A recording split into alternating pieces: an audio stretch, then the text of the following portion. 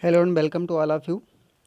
आज हम लोग क्लास 8th साइंस का चैप्टर 2 पढ़ने वाले हैं। तो चैप्टर 2 का नाम है माइक्रो ऑर्गेनिम्स फ्रेंड्स एंड फो, यानी जो सूक्ष्म जीव होते हैं वो हमारे मित्र कैसे हैं और हमारे शत्रु कैसे हैं। तो इसको हम पढ़ रहे थे।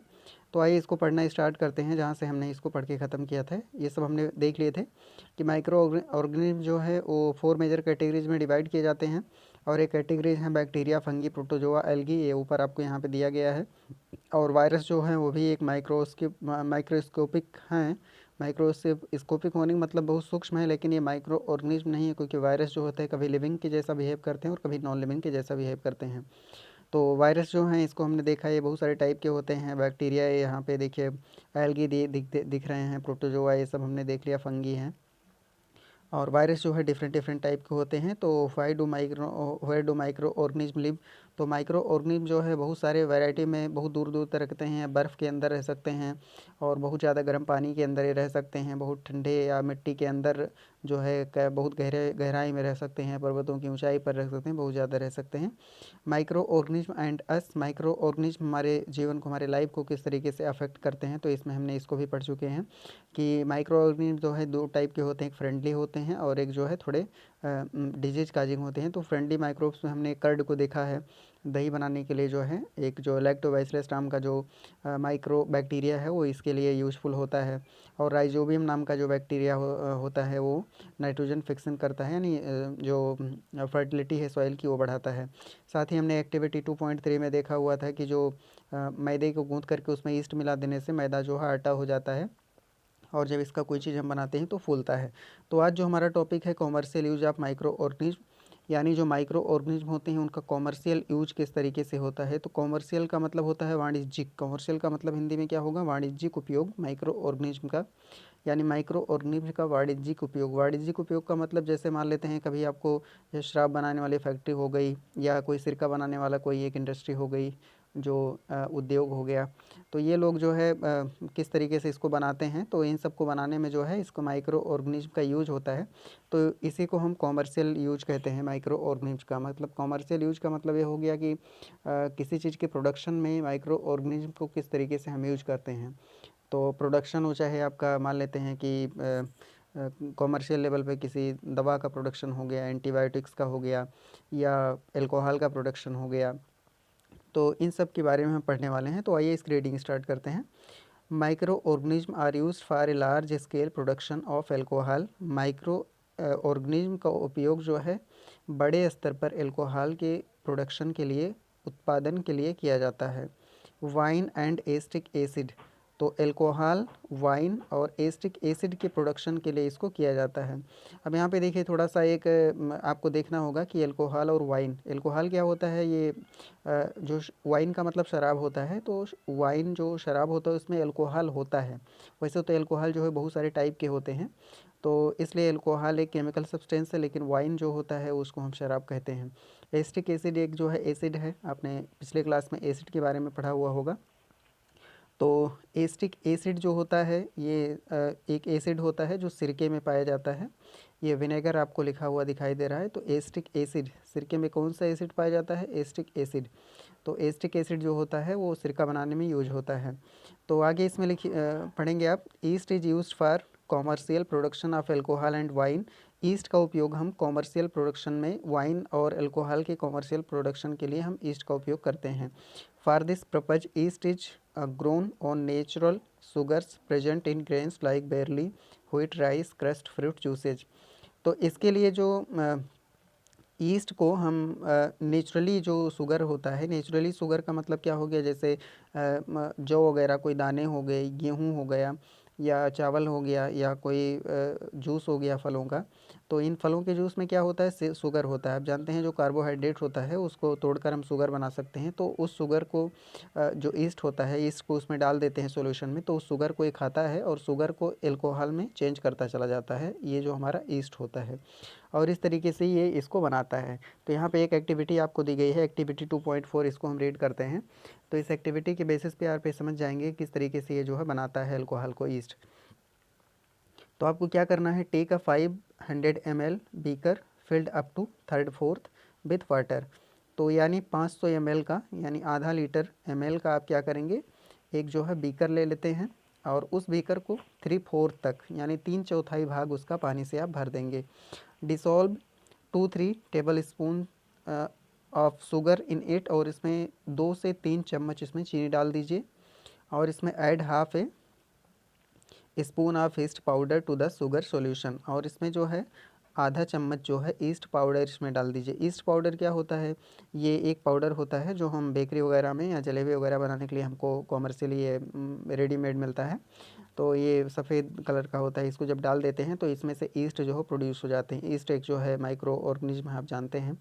तो इसमें डाल देंगे सॉल्यूशन में ईस्ट को आधा चम्मच, और keep it covered in a warm place for 4-5 hours.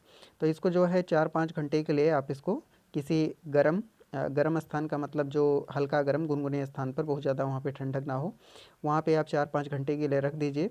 Now smell the solution. उसके बाद में आप जो सॉल्यूशन इस तरीके से बना हुआ है उसको बाद में आप जाके उसको सूंघिएगा। तो can you get a smell? तो क्या आपको कोई अलग सा कोई सुगंध या गंध आपको आई? तो निश्चित रूप से इसमें जो एल्कोहल प्रोड्यूस हो जाता है, तो ये एक अलग टाइप का आपको जो है इसमें एक गंध आपको इसमें सूंघने में आएगी।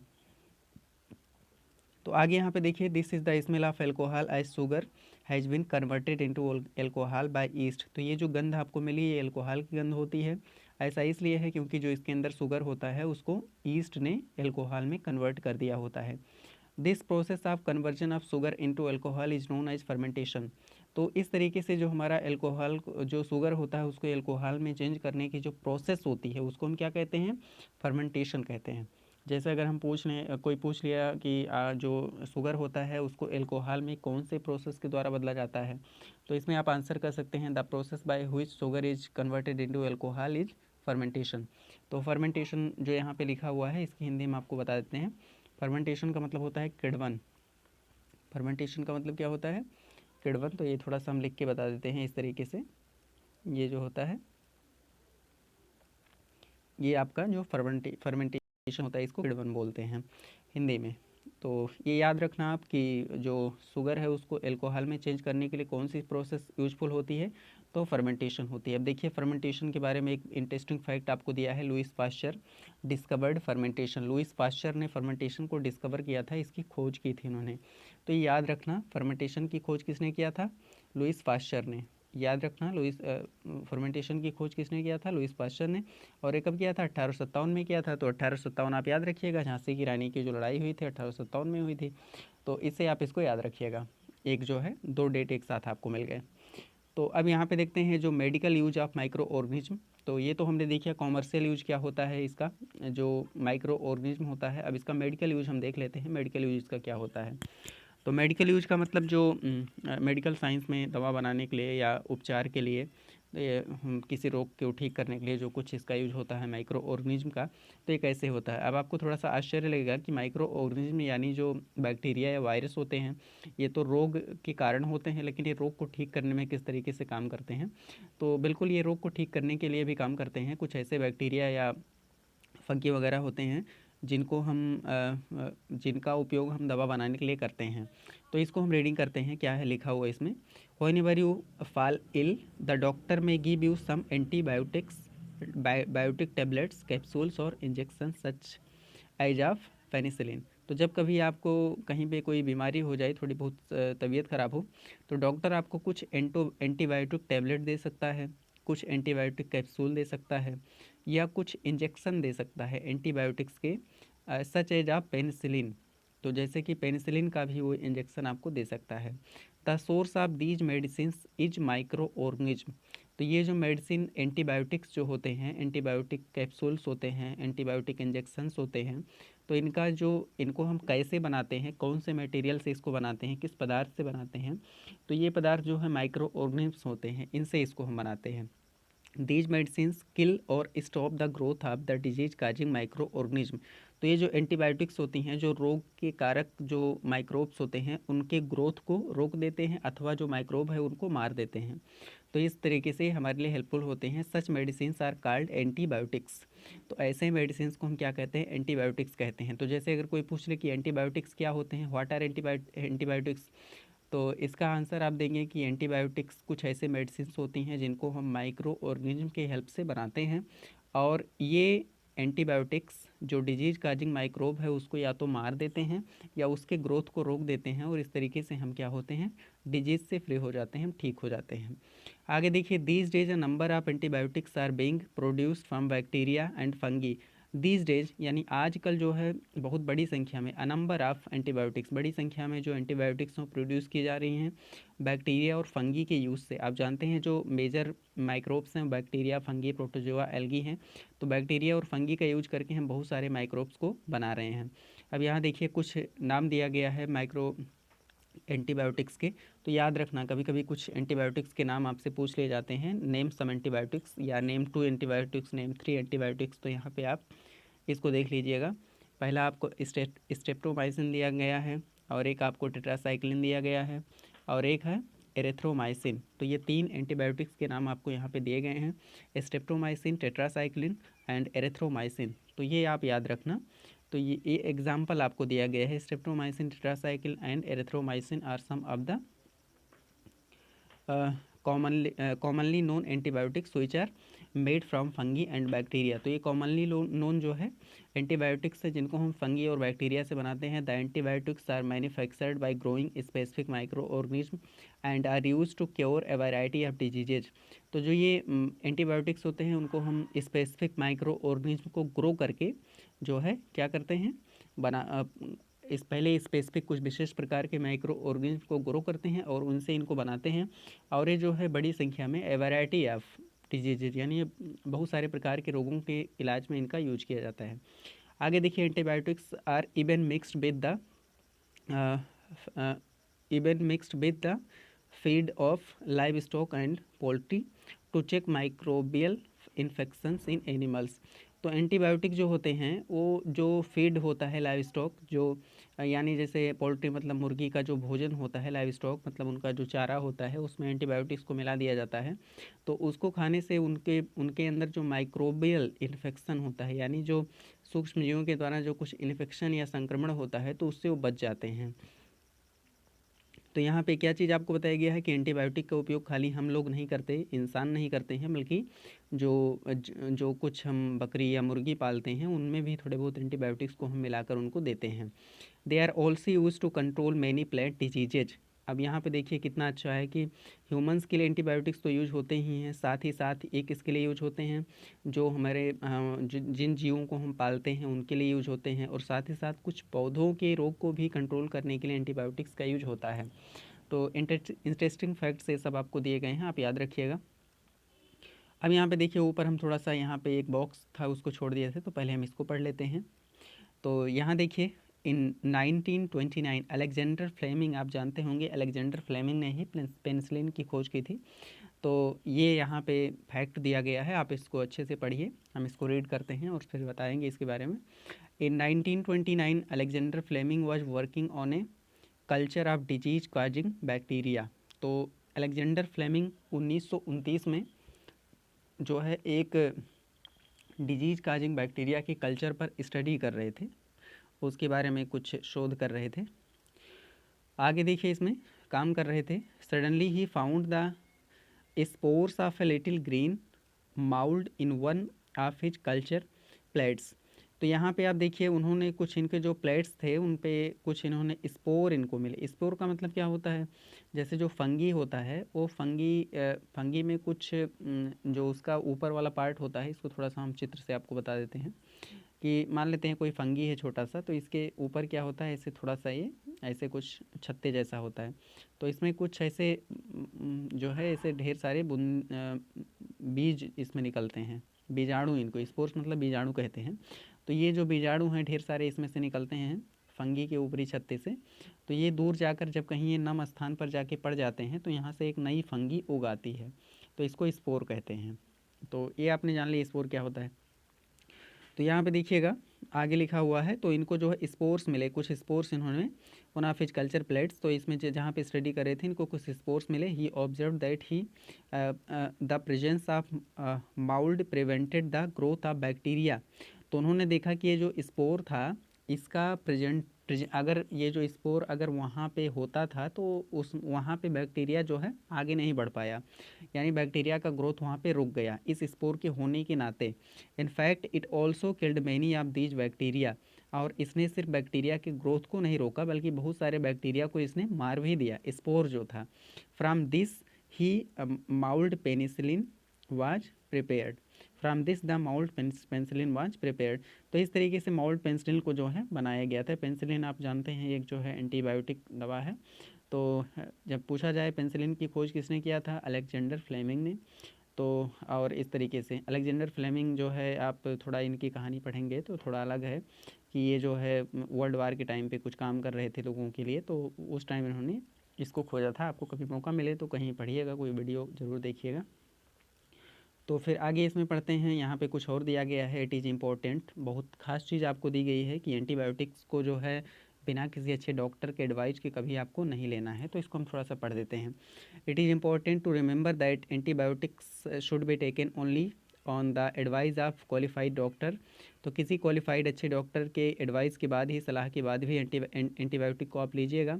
Also you must complete the course prescribed by the doctor. तो डॉक्टर ने एक बार एंटीबायोटिक लेने कह दिया तो जितने दिन एंटीबायोटिक लेने के लिए आपको कहा है, प्रिस्क्राइब किया है, उतने दिन आप एंटीबायोटिक को लीजिए। ऐसा नहीं कि अगर 5 दिन कहा है तो 2 दिन एंटीबायोटिक खाइए, उसके बाद आप उसको खाना बंद कर दीजिए, तो ऐसा नहीं करना है। If you take antibiotics when not needed or in wrong dose, it may make the drug less effective when you might need it in future. तो एंटीबायोटिक अगर आपको ज़रूरत नहीं है उसके बाद भी आप एंटीबायोटिक को लेते रहते हैं, तो एक समय ऐसा आएगा कि जब आपको इस एंटीबायोटिक की ज़रूरत होगी तो ये एंटीबायोटिक आपके शरीर में कोई इफ़ेक्ट ही नहीं करेगी, यानी कोई फ़ायदा नहीं देगी।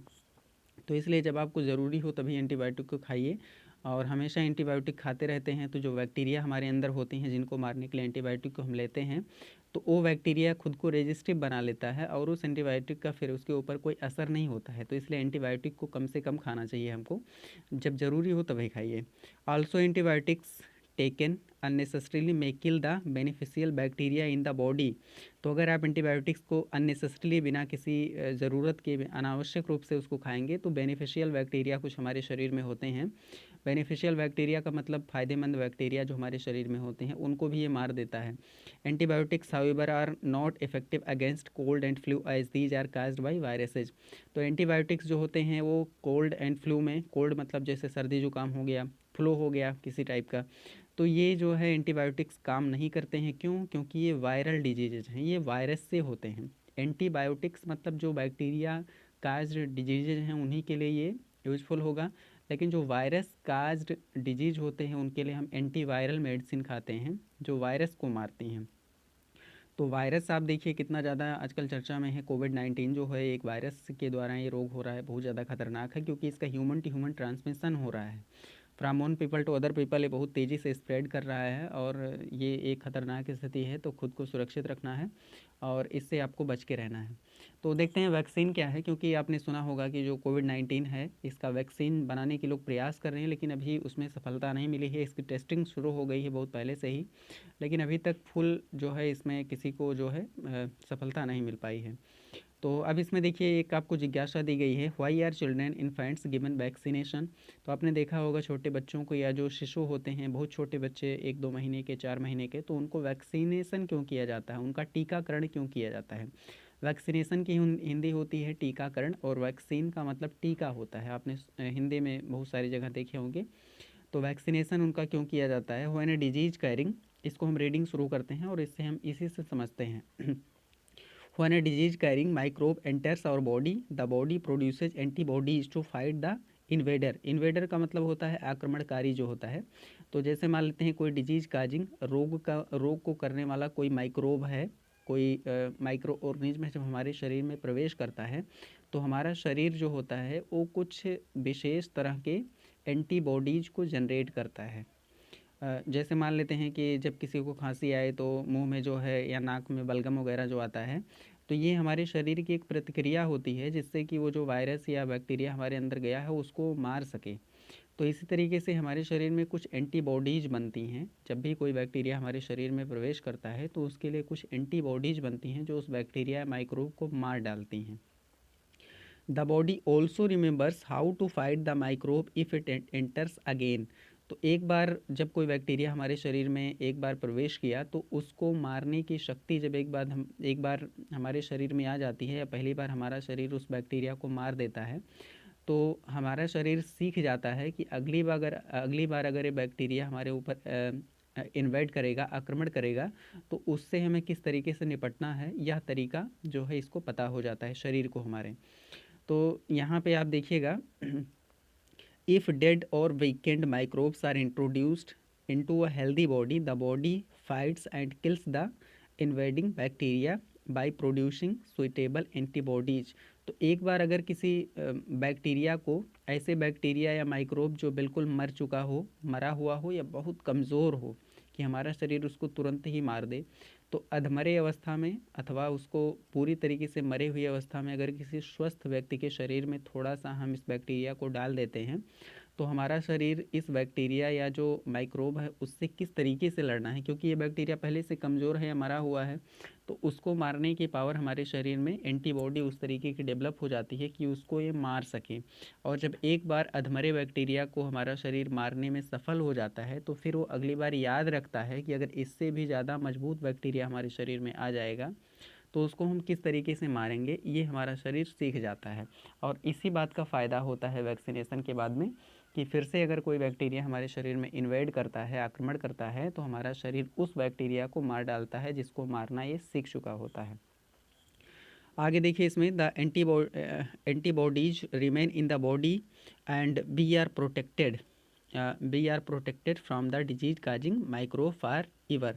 तो एंटीबॉडी जो एक बार जनरेट हो जाती है वो हमारे शरीर में हमेशा के लिए रहती है, और जब भी कोई माइक्रोब जो है इस तरीके का हमारे शरीर में आक्रमण करता है तो उसको मार डालता है ये एंटीबॉडी, क्योंकि हमारे शरीर में पहले से मौजूद रहता है, प्रेजेंट रहता है। This is how a vaccine work several diseases including, तो this is how a vaccine works, तो कोई वैक्सीन इसी तरीके से काम करता है। आगे देखिए, several diseases including cholera, tuberculosis, small pox and hepatitis can be prevented by vaccination. तो बहुत सारे डिजीजेज, इसमें से ट्यूबरक्यूलोसिस है, स्मॉल पॉक्स है, हेपेटाइटिस कैन बी प्रिवेंटेड। तो ट्यूबरक्यूलोसिस मतलब, कोलरा मतलब आप जानते हैं इसको हैजा की बीमारी कहते हैं, ट्यूबरक्यूलोसिस मतलब टीबी की बीमारी आप जानते होंगे, जो सांस की बीमारी मेनली होती है। स्मॉल पॉक्स जो होता है इसको दाने निकलना शरीर में या चेचक जिसे कह सकते हैं। हेपेटाइटिस मतलब पीलिया इसको हम कहते हैं सामान्य भाषा में। तो ये जो है प्रिवेंटेड बाय वैक्सीनेशन, तो इन सारे रोगों को हम वैक्सीनेशन से जो है प्रिवेंट कर सकते हैं। तो एडवर्ड जेनर, एक क्वेश्चन यहाँ पे बड़ा अच्छा मिलेगा आपको, हु डिस्कवर्ड वैक्सीन। तो वैक्सीन की खोज किसने किया था? Edward Jenner discovered the vaccine of small pox. तो स्मॉल पॉक्स जो होती है यानी जो चेचक का वैक्सीन है, इसको किसने खोजा था? एडवर्ड जेनर ने ही इसको खोजा था। तो who discovered the vaccine of small pox, तो आप एडवर्ड जेनर को यहाँ पे याद रखिएगा, इन्होंने किया था। आगे देखिए, in your childhood you must have been given injections to protect yourself against several diseases. तो आपके बचपन में आपको बहुत सारे इंजेक्शंस दिए गए होंगे जिससे आप जो है स्वयं को बहुत सारे डिजीज से बचा सके। Can you prepare a list of these diseases, क्या आप इन डिजीजेज की लिस्ट को बना सकते हैं जिनके वैक्सीन आपको दिए गए हैं? तो निश्चित रूप से आपको बहुत सारे वैक्सीन्स के नाम याद होंगे जिनको आपको दिए गए होंगे। You may take help from your parents, तो आपके अपने पेरेंट्स से भी आप हेल्प ले सकते हैं, क्योंकि जो वैक्सीन होता है जब आप बिल्कुल छोटे होते हैं, 2-3 महीने के होते हैं, तभी से वैक्सीनेशन शुरू हो जाता है। तो कौन कौन से वैक्सीन लगाए गए थे आपके फैमिली में, आपके पेरेंट्स जानते होंगे, तो उनसे भी आप इसके बारे में डिस्कस ज़रूर करिएगा। आगे देखिए, it is essential to protect all children against these diseases. तो इजेंशियल मतलब ये बहुत ज़रूरी है कि सभी बच्चों को इन रोगों से बचाया जाए। Necessary vaccines are available in the nearby hospitals, जो नज़दीकी हॉस्पिटल होते हैं उसमें आवश्यक वैक्सीन हमारे उपलब्ध होते हैं। You might have seen the advertisement on TV newspapers regarding protection of children against polio under the pulse polio programme. तो पल्स पोलियो प्रोग्राम के तहत आपने टीवी में, न्यूज़पेपर ने बहुत सारे एडवर्टाइजमेंट्स को देखा होगा जिसमें ये बताया जाता है कि बच्चों को पोलियो से बचाया जाए। आगे देखिए, polio drops given to children are actually a vaccine. जो बच्चों को पोलियो ड्रॉप दिया जाता है वास्तव में क्या होता है? एक वैक्सीन होता है। और ये कोई इस तरीके की दवा नहीं है। पोलियो ड्रॉप्स सभी ने पिए होंगे बचपन में, तो ये बच्चों को वैक्सीन दिया जाता है। और हमारा देश जो है इस टाइम पोलियो से बिल्कुल मुक्त हो चुका है ये। और पहले के टाइम पे ऐसा नहीं था, बहुत सारे पोलियो के केसेज आते थे, लेकिन ये वैक्सीन ही है जो इतना कमाल कर चुकी है कि ये जो है अब जो हमारे देश से इसको यानी भारत देश को पोलियो मुक्त घोषित कर दिया गया है। इसी तरीके से कोविड-19 एक बहुत बड़ी पैंडेमिक बन चुका है, लेकिन धीरे धीरे अगर इसकी वैक्सीन सफलतापूर्वक अगर हम बना ले जाते हैं तो फिर ये समस्या जो है बिल्कुल ख़त्म हो जाएगी। अभी आप देखिए कितनी बड़ी समस्या हम लोगों के सामने है कि बाहर नहीं निकल पाते हैं, स्कूल कॉलेज सभी बंद हो चुके हैं। तो अगर एक वैक्सीन अगर बन जाए तो कोविड-19 से हम बड़ी आसानी से निपट जाएंगे, यानी इससे हमें कोई समस्या नहीं होगी। हम वैक्सीन अगर एक बार हमको लग जाएगी या ये हम उसको यूज कर लेंगे तो फिर कोविड-19 हमारा कुछ नहीं कर पाएगा। लेकिन अभी चूँकि ये वैक्सीन बन नहीं पाई है, अभी इस पे मेडिकल साइंस रिसर्च कर रहा है। अगर ये जल्दी बन गया तो फिर बहुत अच्छी बात होगी। आगे देखते हैं, रीड करते हैं। A world wide campaign against small pox has finally led to its eradication from most parts of the world. तो वर्ल्ड वाइड एक कैंपेन चला, एक जो है अभियान चलाया गया स्मॉल पॉक्स के लिए, और फाइनली बहुत सारे वर्ल्ड के बहुत सारे पार्ट में इसका इरेडिकेशन, इसका उन्मूलन हो चुका है, ये समाप्त हो गया है small pox. These days vaccines are made on a large scale from microorganisms to protect humans and other animals from several diseases। आज के समय में बहुत सारी वैक्सीन्स का प्रोडक्शन हो रहा है जो जंतुओं को और मनुष्यों को या अन्य जंतुओं को जो है रोगों से बचाने का काम करते हैं। तो ये हमने देख लिया कि जो वैक्सीन होता है ये किस किस तरीके से और कितना ज़्यादा इम्पोर्टेंट है हमारे लिए। तो आगे हम देखते हैं कि माइक्रो ऑर्गेनिज्म जो होते हैं वो कितने ज़्यादा यूज़फुल हैं हमारे लिए और कितने ज़्यादा बुरे भी हैं, ये आप आगे देखेंगे। तो अब हम इस वीडियो को यहीं पे स्टॉप करते हैं, अपनी पढ़ाई आप जारी रखिए। Thank you.